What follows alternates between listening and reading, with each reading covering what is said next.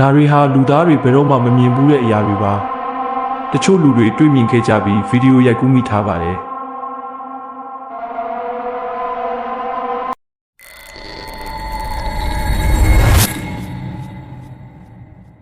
ဂျိုသားမြွေဒီလူကြီးကတဘာဝထဲထွက်ပြီးအပန်းဖြေနေတုန်းတစ်ခုခုဆန်းဆန်းပြပြတွေ့သွားပါတယ်ပထမဆုံးမြင်ရတာဟာငွေနဲ့တူတယ်ဒါပေမဲ့ခေါင်းကိုကြည့်လိုက်တော့ငွေကောင်းလည်းမဟုတ်ဘူးခရူကောင်းလည်းမဟုတ်ဘူးဂျိုသားကောင်းနဲ့တူနေတယ်ကြီးမားပြီးချောမွနေကတကယ်ကိုနေရမကျပါဘူးမတ်ဂျိုကနေတိုက်ရိုက်ပြန်ကျလာတယ်လို့ပေါ့အွန်လိုင်းပေါ်ကတချို့ကဒါဟာရှာရှာပပခရူမျိုးစိတ်တစ်ခုပဲလို့ခန့်မှန်းကြတယ်တချို့ကလည်းမယုံကြည်ကြဘူး